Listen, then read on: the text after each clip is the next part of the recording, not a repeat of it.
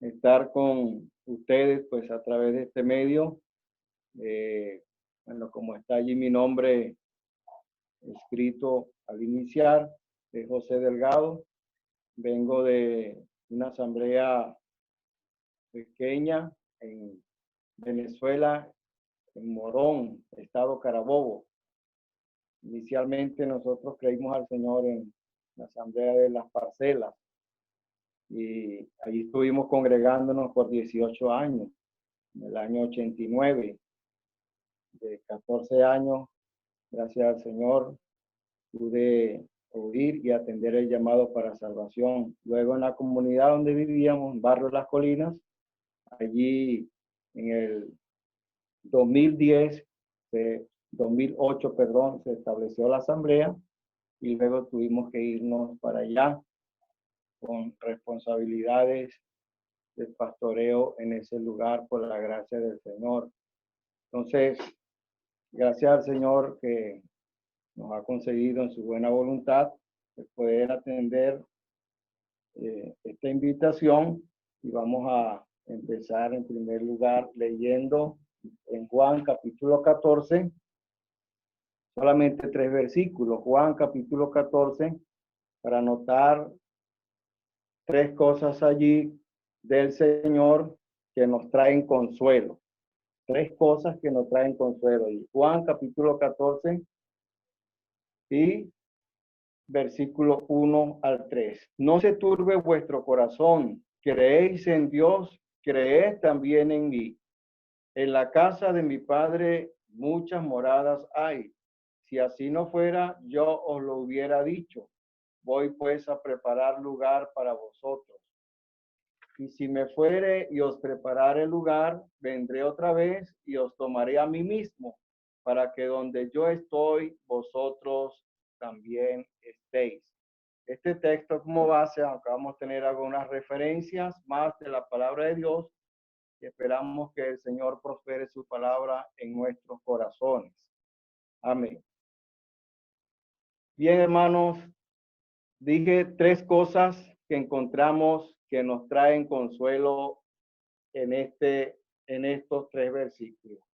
La primera de ellas es paz. El Señor está diciendo, no se turbe vuestro corazón.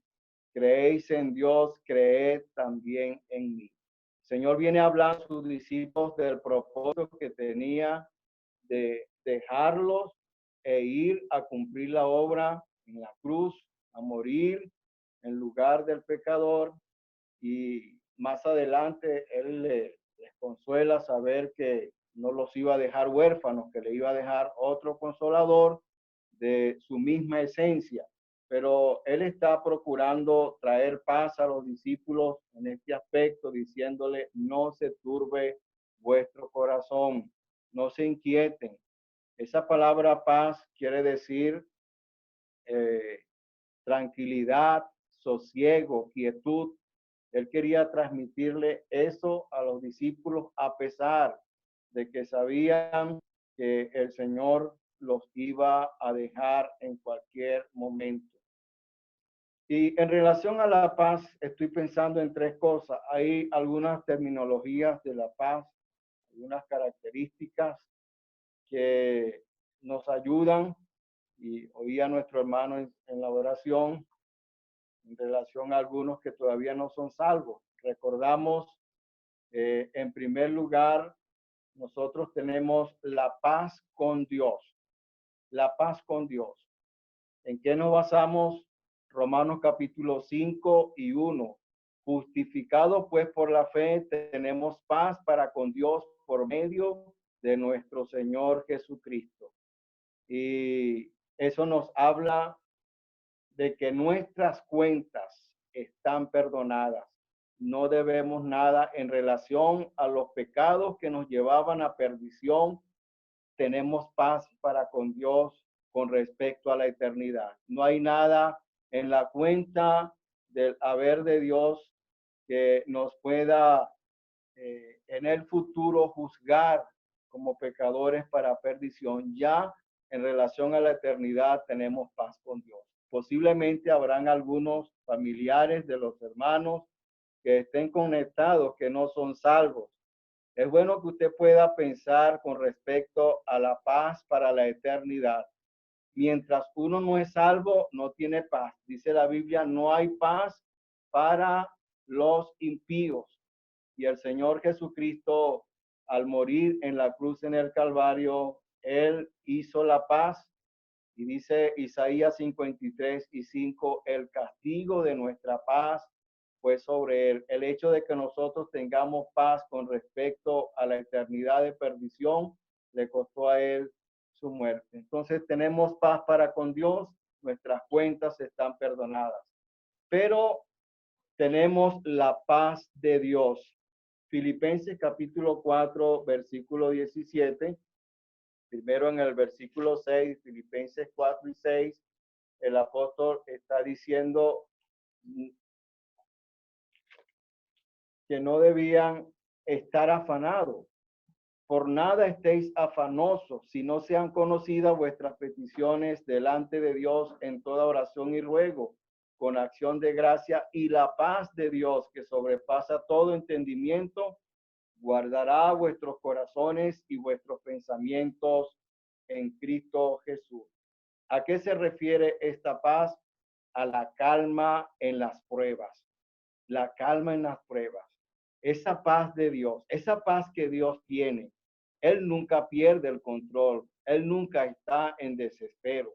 Él tiene absoluto control de todas las cosas y esa paz Él ha puesto en nuestros corazones. De modo que debemos tener paz en las pruebas. Es preciso hacer un detenimiento aquí, hermanos. Sabemos que el mundo entero, como si fuese en estos momentos, está en prueba, está en dificultades, está en aflicción. ¿Qué debemos hacer? ¿Caer en el mismo terreno de los que no conocen a Dios? ¿Entrar en desespero? No, hermano.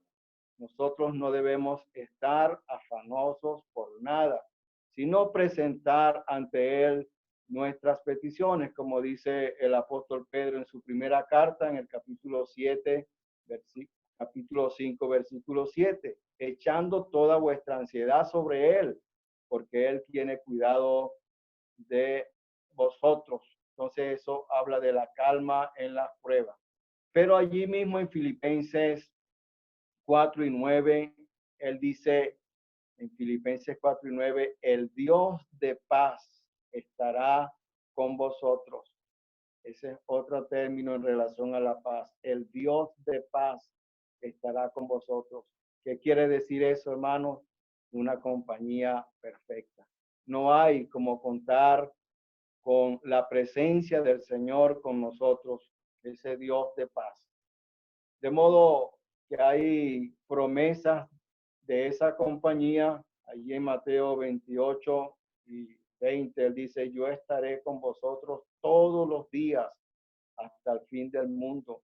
Su presencia es permanente, hermanos, y eso nos garantiza y nos da a nosotros un tremendo consuelo, una tremenda tranquilidad, saber que Él está con nosotros. Como dijo Pablo a los romanos, si Dios es con nosotros, ¿quién será en contra? Pero otra cosa que quería hablar, que dije que eran tres, otra cosa aparte de la paz es los padecimientos del Señor. Traen consuelo, pudiera ser contradictorio. Esa palabra padecimiento es experimentar dolor, sufrimiento. Eso trae consuelo a nosotros, el hecho de que el Señor haya padecido. Si quisiera ver en paralelo a esto en Hebreos capítulo 12 para anotar allí tres cosas en relación a los padecimientos del Señor. ¿Por qué estoy diciendo padecimientos? Porque en el versículo, no menciona en el versículo 2 de lo que hemos leído en Juan 14, él dice, en la casa de mi padre muchas moradas hay, y si así no fuera, yo os lo hubiera dicho. Voy pues a preparar lugar para vosotros. Esa es la mención de los padecimientos, porque se está refiriendo a ir al lugar a morir en lugar del pecador, y de esa manera iba a estar preparando lugar, morada para cada uno de aquellos que se identifican con él. Entonces, Hebreos capítulo 12 y versículo 2, allí desde el 2 al 4 vamos a notar por qué los padecimientos del Señor nos traen consuelo.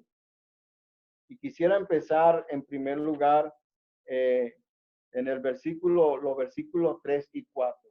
Él dice, Hebreos 12, 3 y 4, considerad aquel que sufrió tal contradicción de pecadores contra sí mismo, para que vuestro ánimo no se canse hasta desmayar, porque aún no habéis resistido hasta la sangre, combatiendo contra el pecado. ¿Qué nos trae consuelo el hecho de los padecimientos del Señor? En primer lugar, hermano, la cantidad.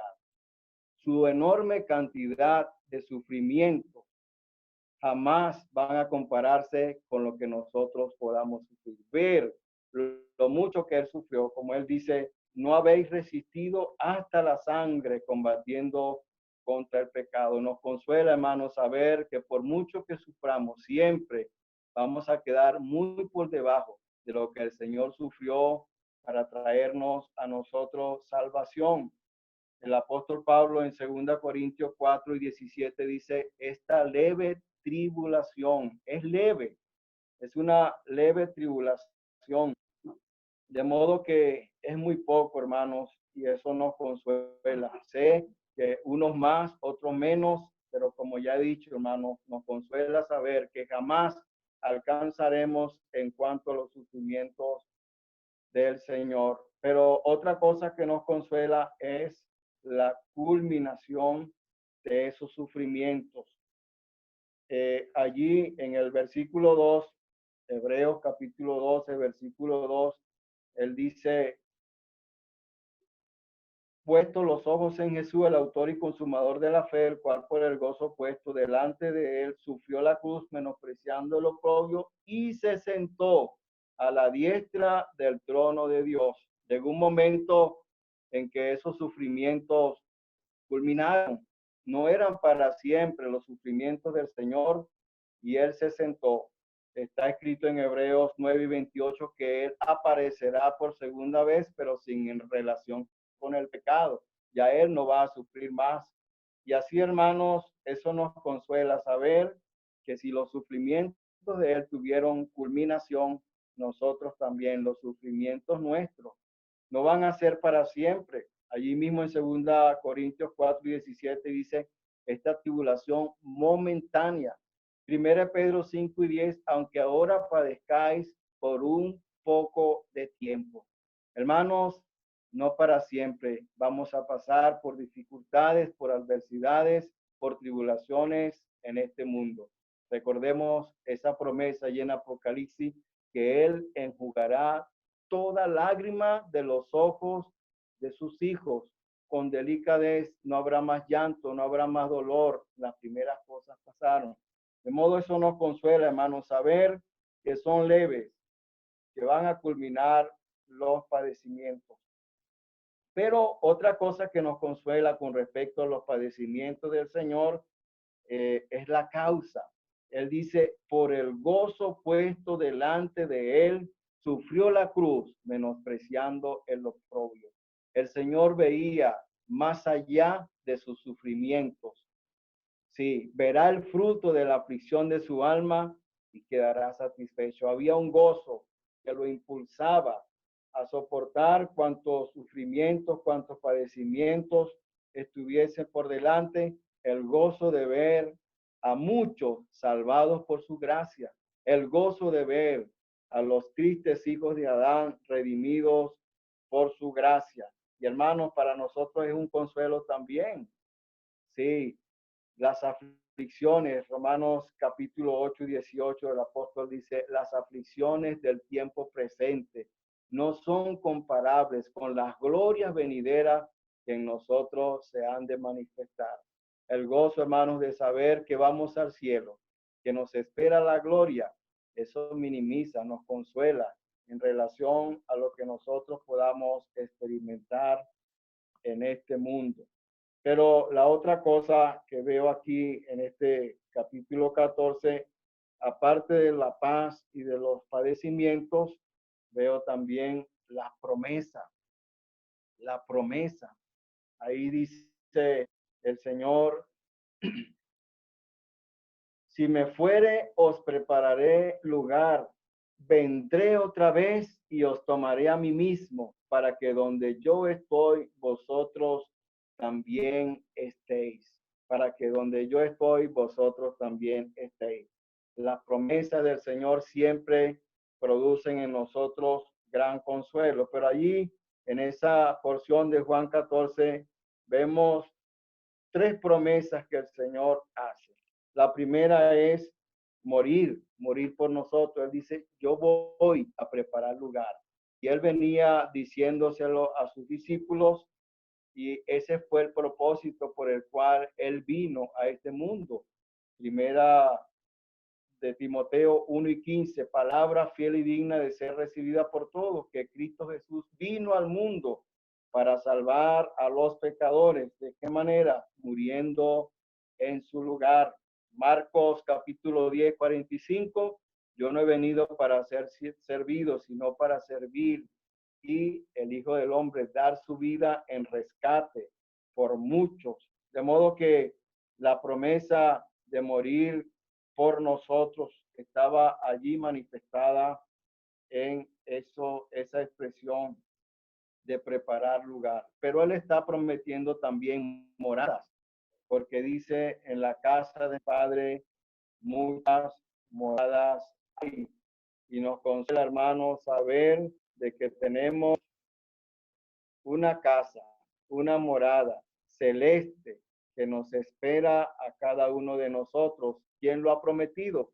Aquel que no es hombre para mentir, ni hijo de hombre para arrepentirse. Es posible que usted ya se sepa de memoria el Salmo 23, el versículo 6 dice, ciertamente el bien y la misericordia me seguirán todos los días de mi vida, y en la casa de Jehová moraré por largos días. Esa promesa, hermanos, de esa morada celeste nos consuela.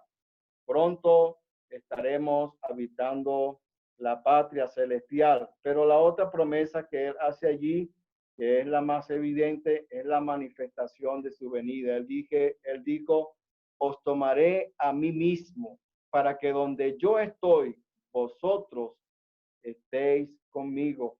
Él mismo, hermano, os tomaré a mí mismo.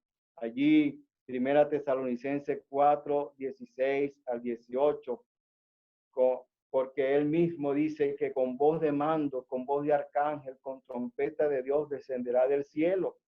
Y los muertos en Cristo resucitarán primero, luego los que vivimos seremos arrebatados juntamente con ellos para recibir al Señor en las nubes, en el aire, y así estaremos siempre con el Señor.